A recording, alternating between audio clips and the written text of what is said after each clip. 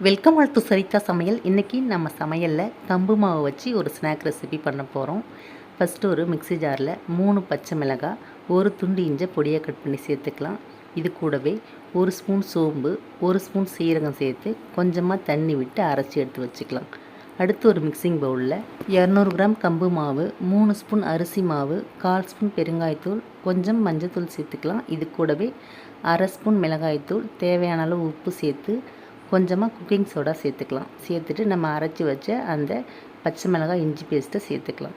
சேர்த்துட்டு 3 வெங்காயத்தை பொடியை நறுக்கி சேர்த்துக்கலாம். இது கூடவே கொஞ்சமாக பொடியை நறுக்கின மல்லி கருவேப்பிலை சேர்த்து நல்லா கலந்து விட்டு கொஞ்சம் கொஞ்சமாக தண்ணி சேர்த்து போண்டா மாவு பதத்துக்கு இதை நம்ம பிசைஞ்சு எடுத்துக்கலாம். அடுத்து ஒரு கடாயில் எண்ணெய் சூடு பண்ணி நம்ம கலந்து வச்ச மாவை சின்ன சின்ன உருண்டைகளாக சேர்த்து விட்டு அடுப்பை மீடியம் ஃப்ளேமில் வச்சுட்டு பொன்னிறமாக பொரித்து எடுத்தால் சுவையான கம்பு மாவு போண்டா ரெடி.